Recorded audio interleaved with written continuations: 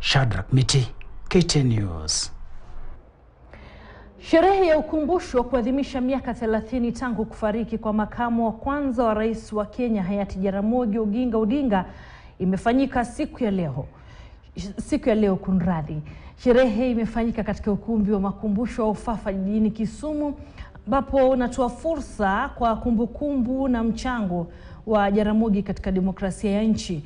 Bramwell Bwire alizungumza na washirika wa karibu wa Jaramogi na wanasimulia kumbukumbu zao na Jaramogi. Ni mmoja kati ya waliokuwa maarufu humu nchini na ambaye jina lake limesalia katika historia kwa wino usiofutika, akiwa mtu ambaye alihusika pakubwa kupigania uhuru wa nchi hii, kuunda upinzani na kupigania mfumo wa vyama vingi. Jaramogi could have been the best president Kenya never had. I think that Jaramogi was the best president Kenya never had. There were instances when he told us, these people took Kenyatta away from me. But if I can get Kenyatta back, then things will be back on course. Wandani wake wa karibu wakati huo wanaamini kuwa urithi uliojengwa na Jaramogi unaendelea kushuhudiwa humu nchini kwa dhati. Mchango wake kwa Kenya kupata uhuru ulikuwa mkubwa na akahusika pakubwa kumfanya mzee Jomo Kenyatta kuwa rais wa kwanza wa taifa la Kenya. Jaramogi didn't want to make the mistake of him coming out that I'm now leader of Kenya when the people who should be here with me are not there. I think he was a real nationalist, in that regard. People support what he stood for because it stood for what is right and what is just. And that is replicated in Kenya, the continent, and indeed in the rest of the world, because Jaramogi had friends beyond the continent of Africa. Katika mahojiano na KTN, Gavana wa Siaya James Orengo anasimulia jinsi habari za kifo cha Jaramogi kilivyomtua moyo na kuacha pengo kubwa. Siku ya kifo cha Jaramogi walipaswa kuonana. From the airport, instead of going to the residence, I went directly to Aga Khan Hospital, and he was already in a terrible condition, under oxygen, and of course could not recognize me. Katika ulingo wa kitaifa, baada ya Jaramogi kukosana na Kenyatta mwaka 1966 na kujiuzulu kama makamu wa rais, alianza kutetea mfumo wa vyama vingi. Baadaye ikapelekea siasa za ukombozi wa pili na hatimaye kuondoa kikundi cha viongozi chipukizi. Jaramogi and old men like Murira and so on, Moi had virtually marginalized in politics, and they were really under surveillance, as it were. So we decided young people can't just sit idle, not doing something about changing our country. And we started organizing. I became the executive director of Ford and Ford Kenya, more or less a secretary to Jaramogi, writing his speeches and working with him. So we grew very close, really.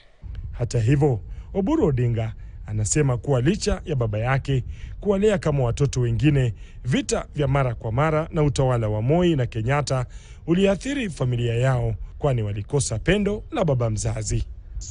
As a family, we lost tremendously because of those detentions.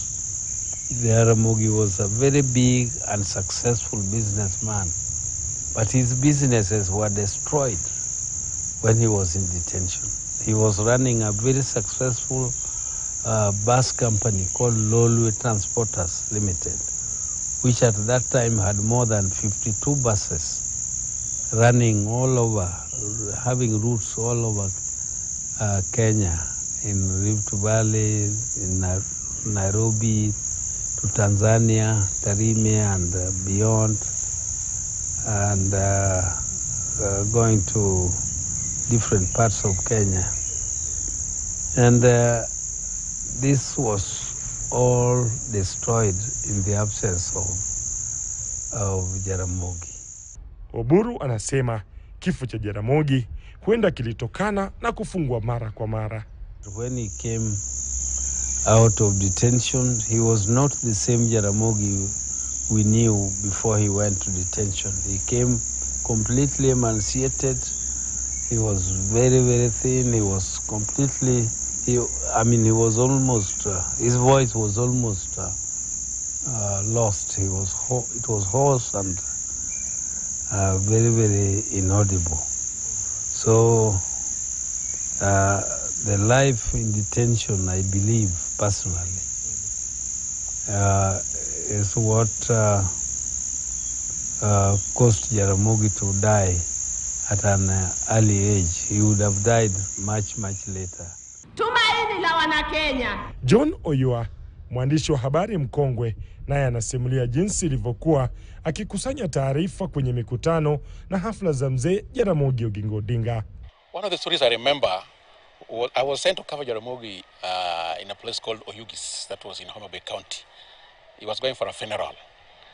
That day, Jaramogi made a statement. He told Moi, the former president, leave my son alone. Come for me instead and leave my son Raila. That time Raila had problems with the state, you remember?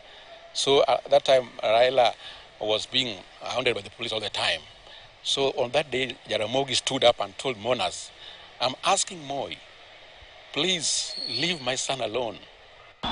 Kwa mujibu wa baadhi ya viongozi wa jamii ya Luo, Jaramogi aliunganisha jamii hiyo na kuanzisha miradi mbalimbali ambayo hadi sasa imeacha alama ya kumbukumbu zake katika ukanda wa Nyanza na hata taifa zima kwa ujumla. This country is poor actually without him. But again, whatever we have right now in terms of our leadership, in terms of our democratic space, is largely attributed to this gallant son of Kenya. The very agitation that Jaramogi Oginga Odinga had when the government was fiercest. Today our government is toothless because the new constitution has given us a lot of latitude to talk about everything. Na Jumamosi, maadhimisho ya miaka 30 yameratibiwa katika kaunti za Kisumu na Nairobi. Jijini Kisumu, sherehe hizo zitafanyika katika kanisa la ACK St. Stephen's na baadaye katika ukumbi wa makumbusho wa Ofafa, ambako kutakuwa na mijadala kuhusu maisha ya Jaramogi na jinsi siasa zake zilivyobadili historia ya siasa ya Kenya. KTN News, Kisumu. Na bila shaka mpenzi mtazamaji, warsha hiyo inaendelea mjini Kisumu na tutakuwa tunakupasha zaidi kuhusiana na shughuli yenyewe hapo kwenye taarifa zetu zijazo. Niruhusu nitamatishe mbiu weekendi. Mimi ni Cecilia wa Kesho Mathuva. Tukutane tena mwendo wa saa 1. Alasiri njema.